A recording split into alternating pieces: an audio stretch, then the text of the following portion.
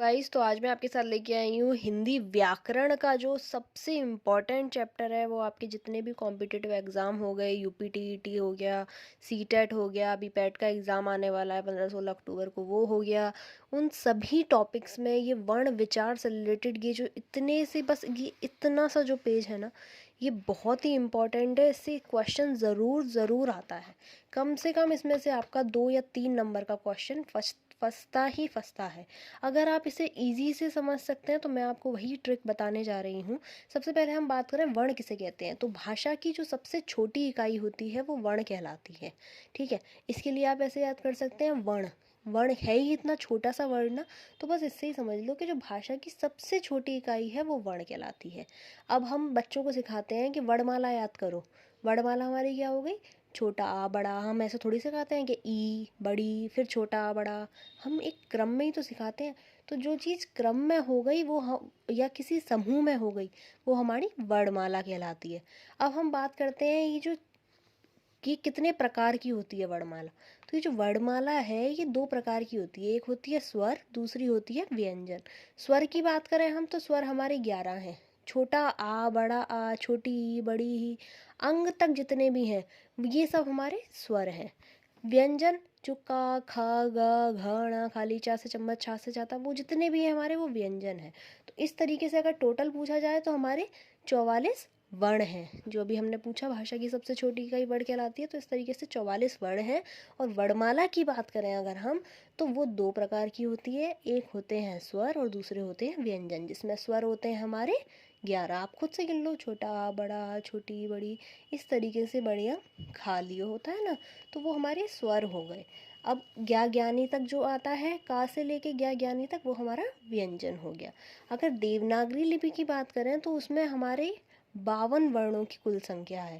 ज़्यादातर यही पूछा जाता है, ये तो बहुत ही रेयर केस में कभी पूछ लिया जाए, लेकिन ज़्यादातर यही पूछा जाता है कि देवनागरी लिपि में कितने वर्णों की संख्या है, तो वो है 52। ठीक है, अब हम बात करें तो ये जो स्वर है और ये व्यंजन है वो क्या है। तो स्वर वो चीज़ है जिनका हम उच्चारण बिना किसी रुकावट के बिल्कुल स्वतंत्र रूप से करें।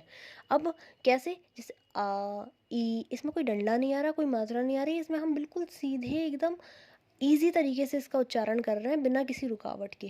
अ ई उ ऋषि, अ ई छोटा, ऊ ए ओ, बोल रहे नहीं बोल रहे? तो इस तरीके से जो स्वर हैं वो 3 प्रकार के होते हैं। ठीक है, पहला हो गया ह्रस्व, दीर्घ, प्लुप्त। ह्रस्व में हमारे पास चार ही आते हैं, अ ई उ ऋषि, अ ई उ ऋषि, ओ अ ई उ ऋषि। ठीक है, दीर्घ में हमारे आते हैं आ ई, बड़ा ऊ, ए ओ। ये हमारे दीर्घ में आते हैं। ठीक है, अगर आप ह्रस्व की याद कर लें ना, तो बस ह्रस्व में अगर आप 4 याद कर लें तो आपको दीर्घ बहुत इजी से याद हो जाएंगे। और प्लुप्त में तो सिर्फ ये जो मेनली बना हुआ आ रहा है ना, ये जो ओम बना हो रहा है, इससे ये समझ जाओ ये प्लुप्त स्वर है। इसमें यही आता है कि जो ओम है ये कौन सा स्वर है बताओ, तो ये प्लुप्त स्वर हुआ।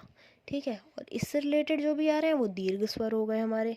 ठीक है, अब है व्यंजन। व्यंजन क्या होता है? व्यंजन वो होते हैं जिनका उच्चारण में स्वर की सहायता आती है। अब हम बोलते हैं का, आ रहा है ना एंड में हम बोल रहे हैं का, उसमें आ ही रहा है। तो भैया जब हमें इसमें सहायता ही लेनी पड़ रही है स्वर की, तो बस उच्चारण में जो स्वर की सहायता ले रहे हैं हम, वही व्यंजन कहलाते हैं। व्यंजन हमारे 3 प्रकार के होते हैं। पहला होता है स्पर्श व्यंजन, दूसरा होता है अंतस्थ व्यंजन, तीसरा होता है ऊष्म व्यंजन। अब जो स्पर्श व्यंजन होते हैं वो 25 प्रकार के होते हैं।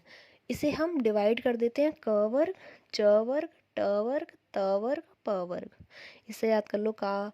अच्छा, क से अणा तक ये हो गया, क वर्ग में आ गया। चा से अणा खाली तक ये हो गया, तो ये च वर्ग में आ गया। ट से अणा खाली तक हो गया, तो ये त वर्ग में आ गया। त से ना नल तक हो गया, तो ये ता वर्ग में आ गया। यानी 5 5 5 5 सब में डिवाइड है, तो इस तरीके से 25 हो गए। 5 10 15 20 25। ठीक है, इस तरीके से ये 25 है। इन्हें ये भी कहा जाता है कठक, कंठ्य, तालव्य, मूर्ध, दंत, ओष्ठ। अब इन्हें ऐसा क्यों कहा जाता है वो भी मैं आपको बता देती हूँ।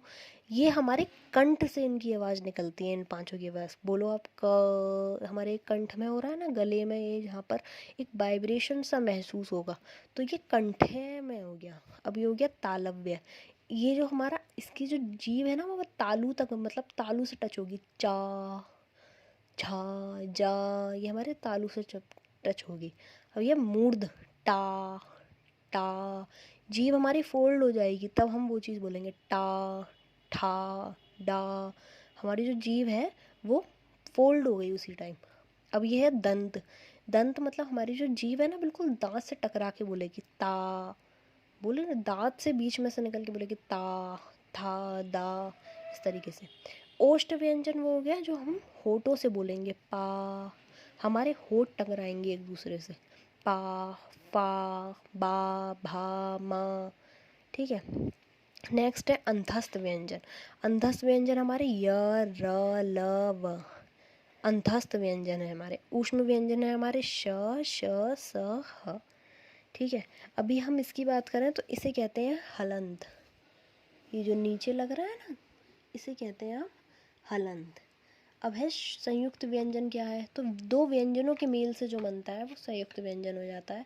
जैसे छ, छ जो बना है वो क और श से मिलकर बना है, तो इसमें से ये छ है, ठीक है। ये चार इम्पॉर्टेंट हैं, ये आप रट लें किसी भी तरह, यही चार पूछे जाते हैं, बहुत इम्पॉर्टेंट है। तो बस अब ये आप कैसे याद करें, और ये तो चलो आप याद कर लेंगे क्योंकि ये वर्णमाला है। ये याद कैसे करें, तो इसके लिए एक छोटा सा गाना जो मैं हर ट्रिक बताती हूँ आपको। कंठ में है ताल, मूर्ध में है दांत, दांत है ओष्ठ में, ठीक है। ये छोटा सा सॉन्ग है। कंठ में है ताल, हम हमारे गले में ये सुर होता है ना, ताल बजाते हैं हम उसी तरीके से। मूर्ध में है दंत और दंत में है होठ। ओष्ठ को, ओष्ठ इस एक संस्कृत वर्ड है जिसे हिंदी में होठ कहते हैं।